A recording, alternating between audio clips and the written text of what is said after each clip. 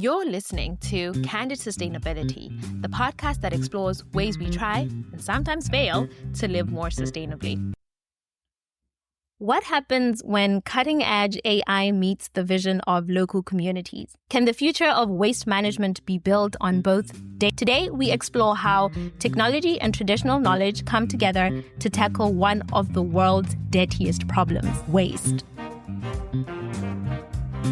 You're listening to Candid Sustainability, the podcast that explores ways we try and sometimes fail to live more sustainably. I am Gabelo, a corporate sustainability PhD researcher navigating life across cultures and continents. Here, we talk honestly about trying, failing, and still caring about the planet. Today, I am joined by Gift Lubele. He is a data-driven strategist and sustainability advocate with an MBA in data analytics and AI from Halt International Business School in Boston, US. So today, he's going to talk to us about the work that he has done as president of the Halt Sustainability Club. He also has a track record of leading impact-focused initiatives, including co-founding sustainability startup Kudoti, which I'm a huge fan of. That's how I actually got acquainted with Gift's work. So I'm excited for us to talk about that. And Kudoti was actually backed by Google and tech starters, and he's passionate about using technology for good, and he bridges the gap between data, sustainability, and social change. Welcome to Candid Sustainability, Gift. Thank you, Carla.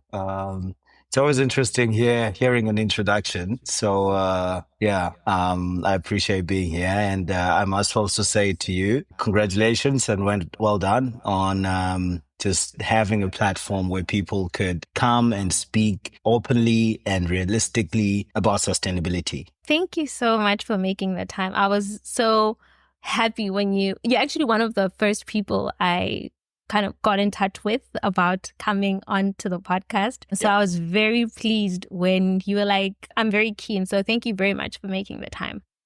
Anytime. Yes. Very excited to be here. Yes. Awesome. So I don't know where to start because there's so many things that I actually wanted to talk about. Yeah. But before we dive a little bit deeper into today's conversation on waste, I want to share the reason why I even wanted to have the conversation with you to begin with. Like I've said, I've been following your work. Also, so last year I went home and I spent a couple of days in Johannesburg, and I was driving through Randburg and I saw a man, like a young man really. He was pushing a massive wagon, like it was loaded with recycling waste. I'm talking bottles, cardboard, everything. And he was like right in the middle of traffic. I was so stressed for him because I was like, this does not look safe. But then at one point, exactly what I was thinking, he then slips and falls like in the road. But he still held on to this wagon for dear life. And I was like, okay, I'm sure he was trying to do that because he didn't want all the load to tip and fall into traffic. But I was really heartbroken. If I'm being honest, I was so heartbroken. So as we were driving down, but it also then hit me. It was almost like I was having some kind of an enlightenment, if you want.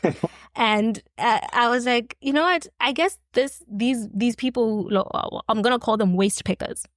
That like, yes, they're doing this because maybe it's a financial situation, they're scraping by. But I realized that they're also actively helping to manage waste in the city. And it's often at a great personal risk, as was this young man that I saw. So for me, it's really a double-edged sword because they're trying to survive, but they're also doing some kind of environmental service, if you think about it. So I want us to reflect a little bit about that. And But before we do that, maybe so that we set the boundaries and maybe the understanding for the listeners to understand maybe what sustainability means to you personally before we actually dive into all of this. So I'd like you maybe before you share that, maybe explain, maybe, I don't want to say introduce because I've already introduced you, but maybe tell us a little bit more about Gift. And then in that response, maybe weave in what sustainability means to you personally. Right. First of all, I must say that I didn't always know what the word sustainability is. And in fact, it's the same case with a lot of people that are doing really good work that promotes sustainability, but they're not even aware of the term. I grew up in a village and I just grew up burning any type of waste or trash that would be generated. And we moved to one of the townships in South Africa, Tembisa. And even there, the work that I was doing, which we'll get deep into it, I still really didn't fully understand what sustainability is. It's only later on when I kind of realized the importance of the work that I was doing, did I realize that there is a thing called sustainability. And what that is for me is not just about protecting the planet. For me, sustainability is also about protecting possibilities, right? It is basically purpose that's found in action. And there obviously is a dictionary definition of what sustainability is. But in short, I do think that we cannot be speaking about sustainability and, circularity, all these terms that we hear in the space, if we don't speak about the balance between people, between prosperity and also the planet. I think in my definition, I would say it is making sure that all these three different, I'm going to call them stakeholders, they need to really be working together in creating systems or ecosystems where nothing is wasted, where nothing goes to waste, really. That's great that you say that. So you already mentioned that you didn't realize exactly what was sustainability and what wasn't in your upbringing or as you were navigating life. So when exactly did that pin drop to be like, actually, this is what sustainability is and this is why I want to be in this space? How did you end up in the sustainability space? Yeah. So when I first moved to Tembisa, which is one of the biggest townships or slums in South Africa, I realized that there's a lot of waste that's being generated, and not to speak ill of any departments in our government, but the service seemed to not have been 100%. And so I remember meeting a lady in Tembisa who is one of the informal waste pickers.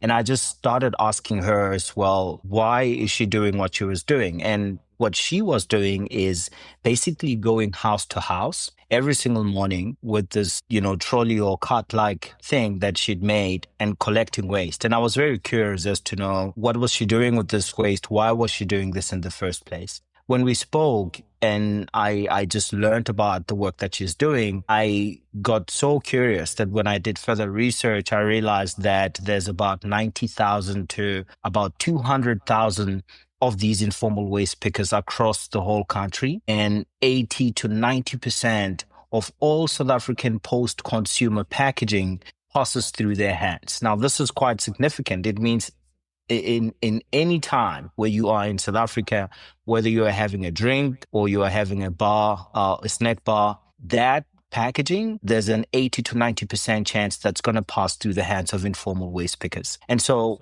what I quickly realized is the importance of these individuals, but it also provided a very good platform for me to start going even deeper within what sustainability is. And obviously understanding that, as I mentioned in my definition, that it's about balancing between the prosperity of the people, the planet, as well as really the different stakeholders in the space. I learned quickly that sustainability in these type of environment is something that doesn't even exist, right? And I say this because through the work that we've done at Kudoti, we were at some point training about 200 informal waste pickers monthly, where we were trying to help them understand and see the bigger picture and see where they fit in this much bigger piece. And it's not always easy. And in some cases, these people don't even care about that. For them, it's about making a living, right? For them is, can I collect this in a way that allows me to pay my rent,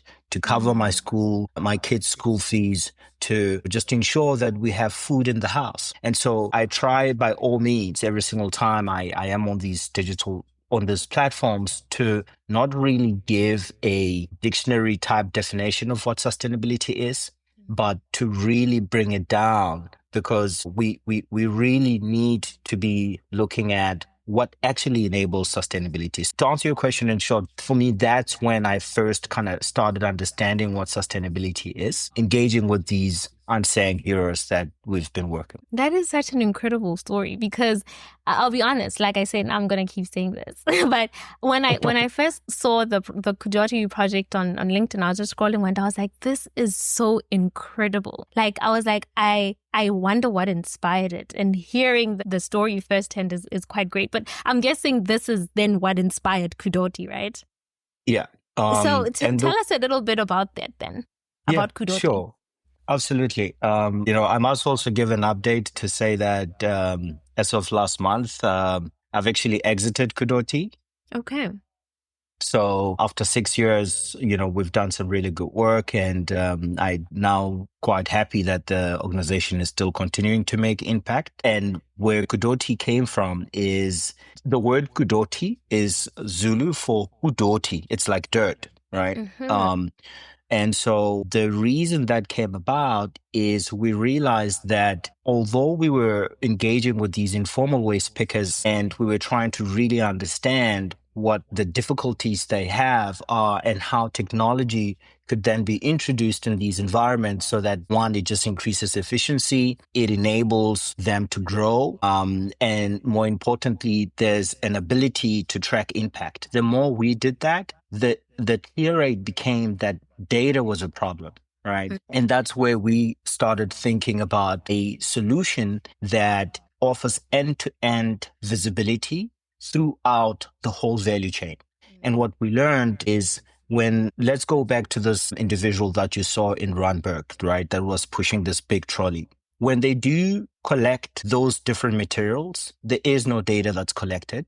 When they sell those materials, there is no data that's collected. But then on the other hand, and this is the side of the FMCG brands or even the manufacturers, they need that data. They themselves need clear visibility of where their materials end up, what actually happens to them. And if they don't do that, you might know this well, that there's a lot of new regulation that's coming, particularly from the EU, that mandates these brands to start reporting in a way that's fully traceable. So when we sat down, myself and my co-founders, it almost looked like there's two, pieces of the puzzle that really need to be connected. And what we then started doing is further doing research and in understanding why is it that it's so difficult to collect data within this space. And there's a bunch of interesting insights that we got. When you speak about the informal sector, particularly around waste, you're speaking about a very interesting persona of individuals. Most of them are foreign nationals. Most of them don't even have smartphones.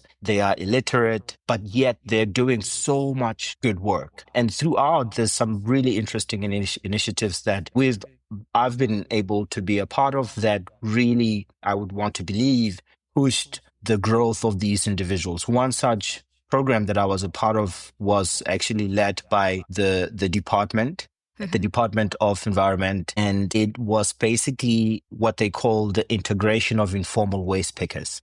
Okay. And as you know, that these people are doing work that should have been done by the government, and I understand from the government side that resources are limited, but they've previously not been recognized. Right. A lot of the people, and it's not just in South Africa, even in Southern America, this is the same thing. And even in other parts of Africa, it's the same thing.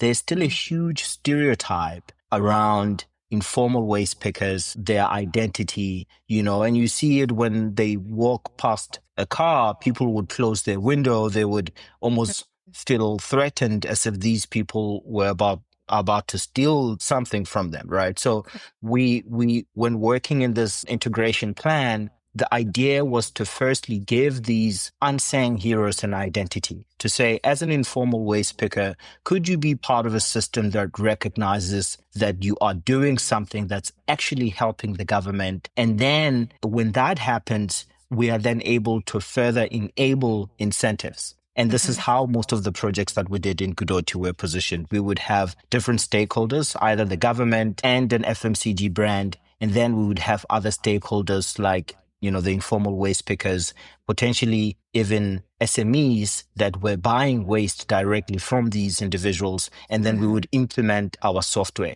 And our software would include an informal waste picker having an interface to insert the data, manage their progress, see how much money they're making. Then the platform covers the SME that is buying the waste from the informal waste picker. The brand would also have the ability to get reporting or data as well as the government. Okay.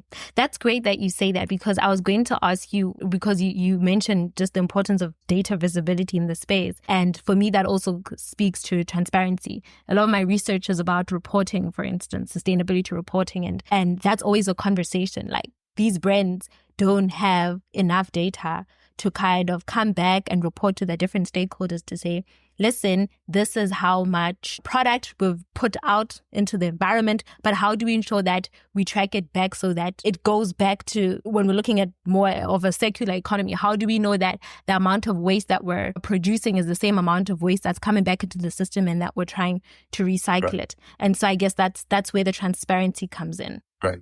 Yeah. And, I think there's two sides for the transparency, the external and the internal. The external, it's, and I'm specifically going to speak about South Africa, but Kudoti had presence in 6 countries, including South America. And so starting with the external, I would say that in developing countries, you see a lot that infrastructure is still a big problem. And I use that word broadly. And if infrastructure includes, just the ability to collect the data, right? People might not have phones. And if they do have phones, they just might not have data, like mobile data, to actually use that. Like, they don't have airtime or stuff like that. So there's a whole lot of problems that also exist externally, of which we've spent a significant amount of time trying to really solve some of those issues. But then we really came to a big realization that there's also challenges of traceability internally. With big brands that we've worked with, we realized that they themselves internally don't have the ability to fully report on scope 3. Scope 1 and 2 in many cases is pretty much covered, but scope 3 is challenging because they have a lot of different systems. The data that they have internally is fragmented. It is sitting in different systems, and most of these systems are legacy systems that cannot be integrated with other systems. There's just no single system that kind of brings all these different data variables into a single source of truth. And so we also kind of spoke quite a lot with different brands in trying to help them understand why this is important and why it works for them. It was a bit challenging, kind of being the first one in the market, because 5 years ago, regulation was not as harsh as it is today from a reporting point of view. And so a lot of brands got away with it, right? A lot of brands would put a sustainability report out there, and us consumers, we would just accept it. There was no questioning around where that data came from. There was no questioning around who audited that data in the report. It was just out there, right? And I think things are changing now, whereby everything that you're putting out there, there's even activism groups that are constantly looking out for brands that are either greenwashing, or just simply putting out numbers out there that are not traceable. Yeah, absolutely. And I like the segue that you bring into when you talk about activist groups.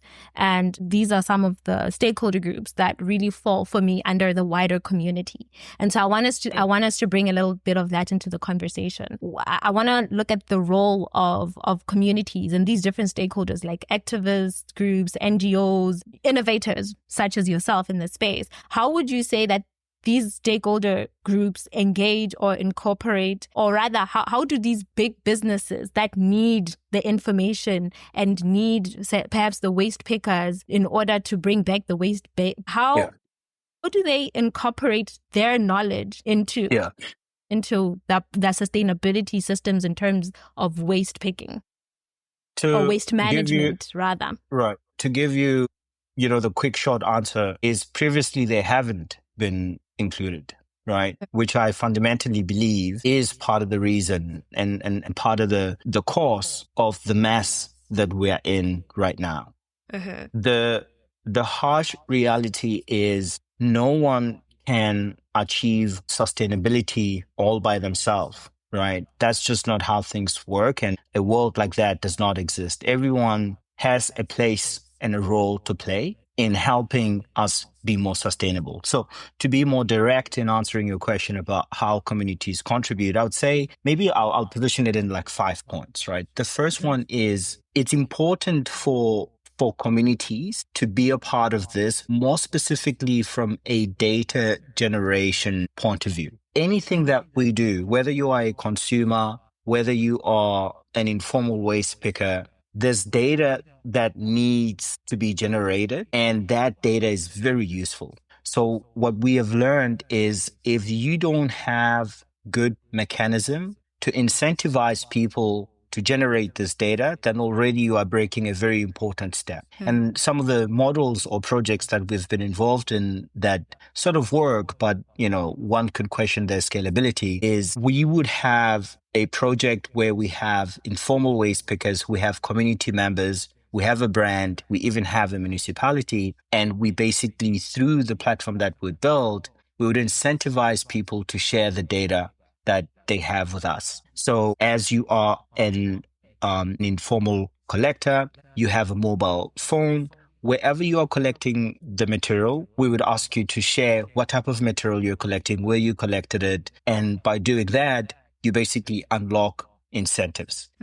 There's a lot of projects that are like that. And although that model works in a pilot type setting, scalability is very difficult because it means if you want to get more data, you then have to have more incentives, right?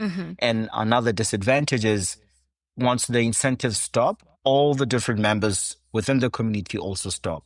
There becomes no direct reason for someone to include. And, kind of going back to the thing of sustainability, we really try to show them why it is important, right? We spoke to them about why recycling is important for the environment and how it becomes part of the much broader sustainability agenda. That's not important. For them, it's like, if I am going to be giving you data, will you give me something in return? Whether it's monetary or some form of voucher or whatever may be the case. But we've seen that data generators, and I would even say feedback loops, need to be something that community members really assist us with. The second thing is there's also an opportunity for consumers, individuals like you and me, to start sharing interesting insights that are local intelligence that you wouldn't find on Google.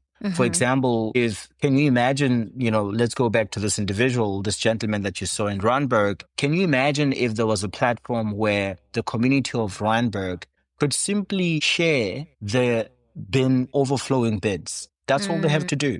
They just expose where the overflowing bin is. No one has to be there. You take, a picture or you report it, and that information then flows to these informal waste pickers so that they are able to come and take whatever type of material that they require from your bin.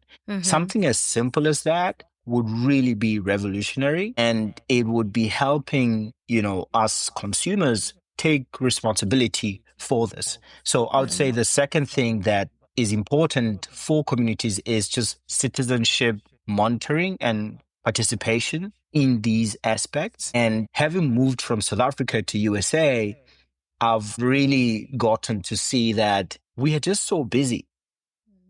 Human beings are just so busy that it almost becomes irrelevant to speak to someone about how they should sort out their waste.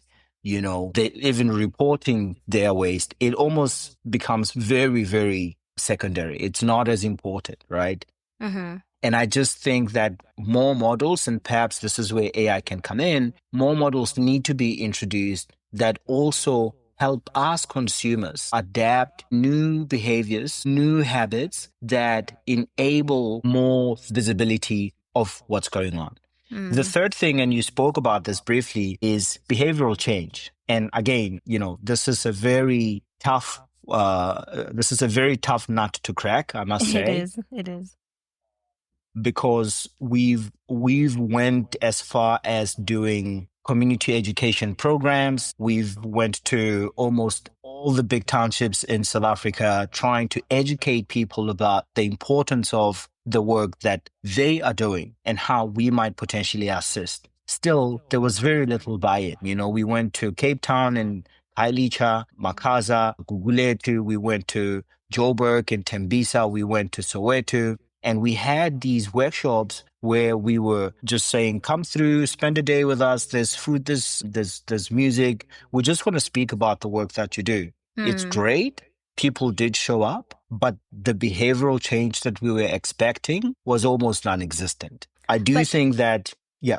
Yeah, sorry to cut you in there. No, I'm just, when you were saying that, I was just thinking about, but doesn't it also speak to the systems that are put in place in these areas? Because, and that's also something that facilitates behavioral change. In one of the episodes, I think it's the third one, if not the second one, I touch on how the fact that I live in Sweden gives me, it's not mandatory incentive. I don't get incentivized to separate my waste, but there's a system that encourages that. So there's an entire building that is dedicated to waste separation in my apartment block, and there's biodegradable packaging that I can use to put on my compost. So there's systems there, because I was thinking when I'm home in South Africa, I would still want to carry on and separate my waste. But everything, when the municipality comes and gets the trash from the yard, it's all in one plastic bag. Even if I was to separate it, they all put it in the same pickup. There's no kind of labeling. There's nothing. So someone would argue, well, it doesn't really matter if I separate the waste in my apartment. When the waste pickers come, when the municipality comes, it's all going to go and be incinerated in the same place. So what's the point? So maybe it's also a matter of putting the systems in place. Absolutely. I fully agree. And I think it's not one or, it's everything, right? Of course. I used to strongly believe that, developing nations such as the US they're very developed, right? Mm-hmm. And as a result, they should be able to recycle way better than countries like South Africa and so forth. Mm-hmm. It doesn't look like, even in a world where systems exist and things work, it doesn't look like that's enough, right? And I say this because, as you look at the US, for example, the US recycled and compost rate, and I'm not sure about the year, but I know that it's quite recent, and it was about 32.1%. This is all municipal solid waste. I think it's 2019, if I'm not mistaken. It might be a few years ago, but when I read that, I was like, this is really not encouraging at all, right? Like it's very small. There's a lot of kind of systems put in place. There's different bins in the US. They don't go as far as Europe, where they are giving you, free compostable materials or things or bags to put your waste in. But compared to South Africa, the US is way ahead in terms of infrastructure and systems that are being implemented in place. But you still need to look at individual consumers as well, right? And really understand what is it that could be implemented that starts encouraging that behavioral change. Just because there's different bins next to someone's house, it doesn't mean that you're automatically going to recycle, right? That's and true. I think it goes back to education as well, right? We when we look at countries like Europe, and I've visited several countries in Europe, recycling, sustainability, circularity, these are concepts people don't learn when they're like 18 years old.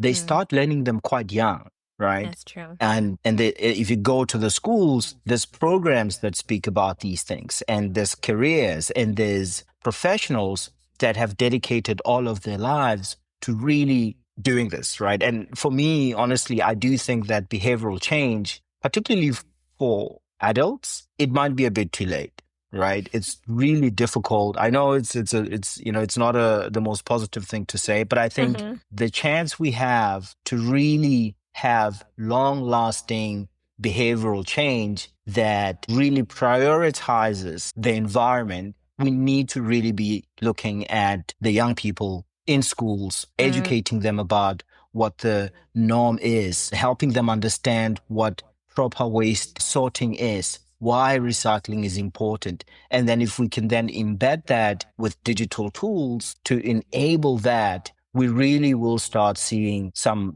patterns of behaviors change over time. I did want to speak. I agree with you, but yes, carry on.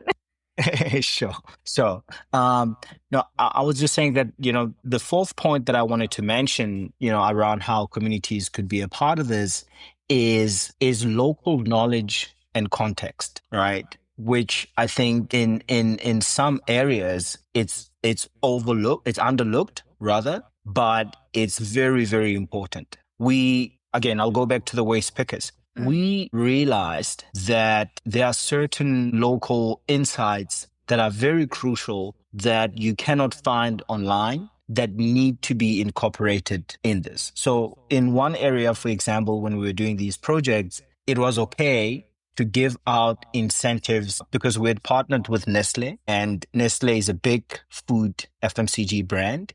In some instances, it was okay to introduce tangible incentives like food parcels, like it was okay in one area. In another area, it was not. When How you so? introduced these things, people just didn't value them as much as we thought they would value them. Which meant that if we then said, because we also wanted to gamify it. So what we would do is we have 150 or maybe 200 informal waste pickers who we are tracking on our platform. And we're saying, whoever is doing a minimum of X tonnages per month for plastic, paper, cardboard, maybe aluminum as well, automatically qualifies for all these incentives that we've listed. But some people didn't even meet the minimum threshold in cases where we thought, yeah, we have a big brand backing us. Some people just purely needed like monetary incentives. That's all they cared about.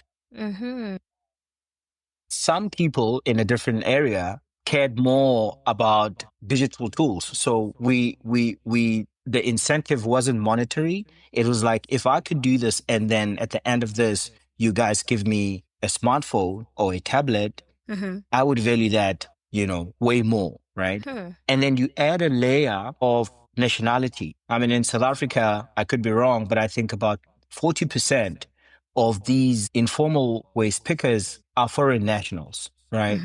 And there's also then complexities that come with that.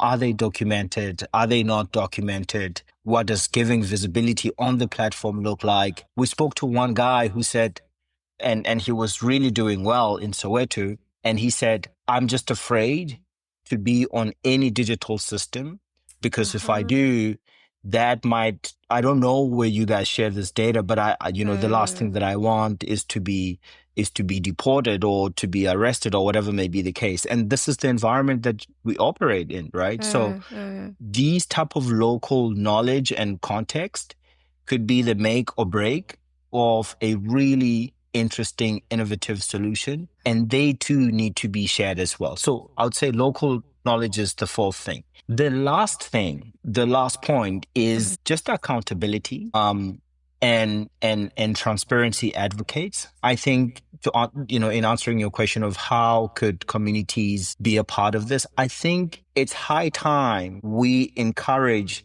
and see communities that demand transparency and ethical use of the resources that we have in the world, right?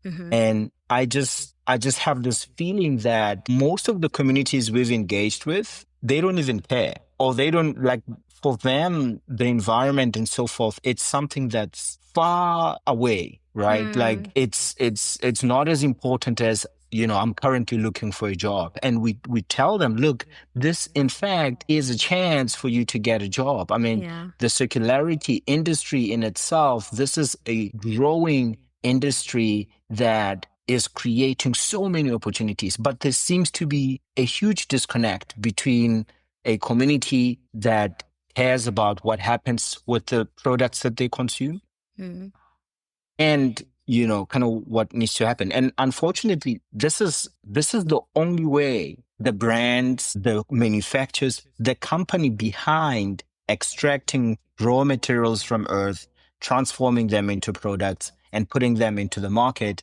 Unfortunately, if the demand for traceability and ethical use of resources is not coming from communities, that doesn't matter for them.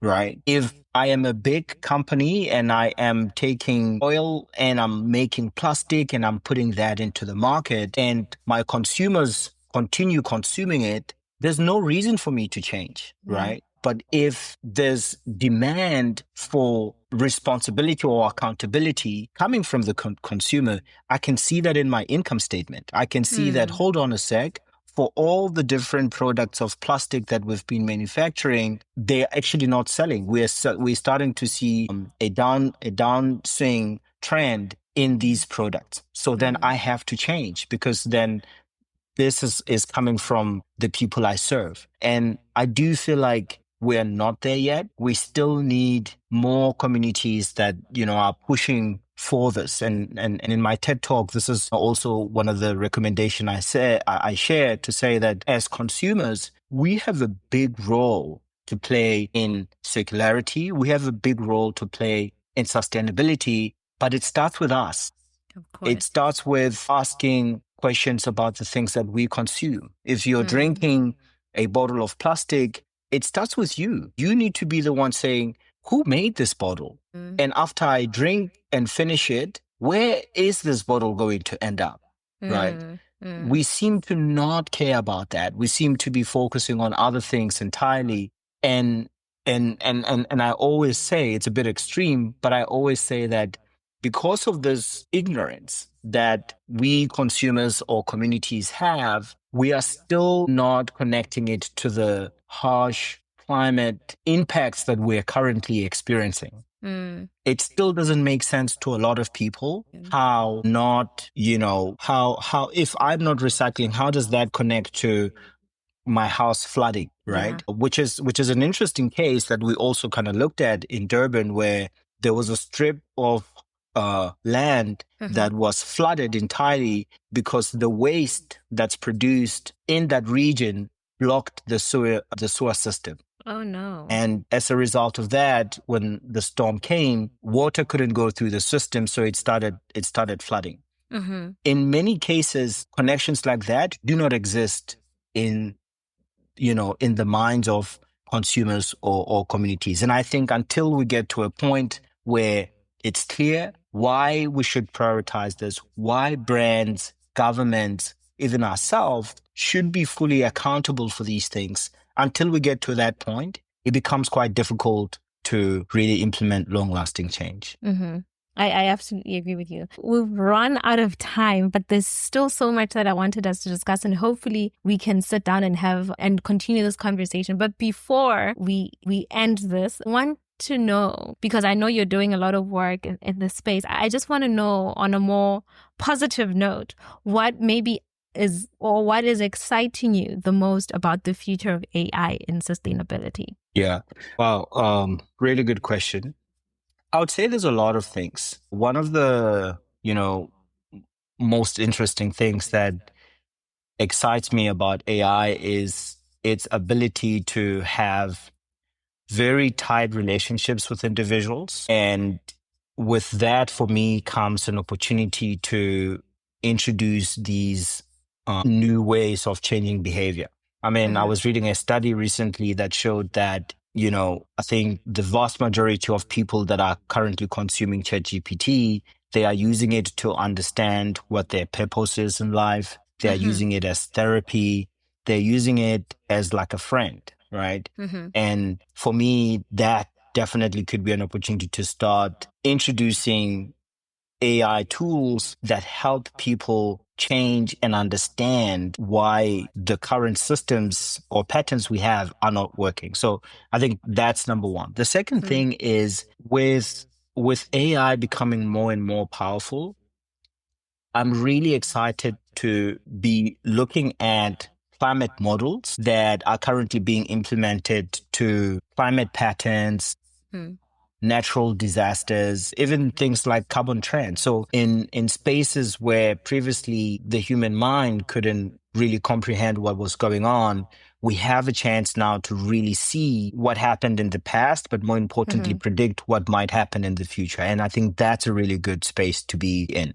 We spoke also about scope 3 and these disconnection of data. And I think also that's where AI could come in to try and aggregate all these different information. And there's a company here I was just looking at what they've built a model that is able to go into an internal environment for an FMCG brand, and it connects with all sorts of system, from financial system to HR to operations, and then it looks for all these different data inputs, brings them all together into a single dashboard, and then it also suggests how you might be compliant with recent sustainability regulations. So for me, I think that's really interesting. But the last could also be used to bring previously unrealized individuals, or let's call them stakeholders, into the front. I think I will always say that we cannot speak about sustainability, circularity, if we do not speak about the social and economic inclusion. Because the reality is the world today still is very much unequal, and we can't be trying to solve that without balancing. If you go back to the definition of what sustainability is for me, it's striking that balance, right? Between people, between the planet and prosperity.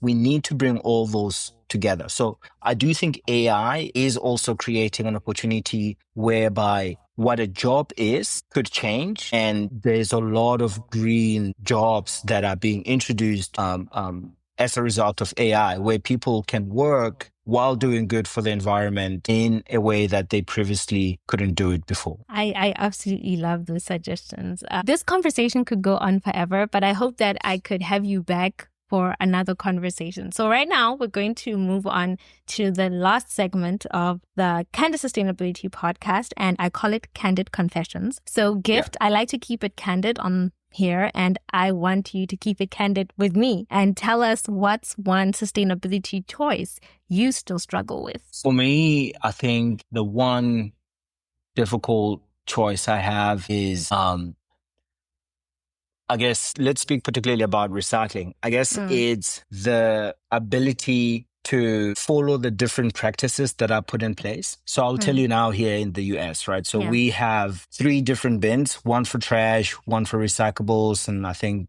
the other one for compostables. What I struggle with is to follow that. And the reason for that is I see that when the truck comes, it's one truck.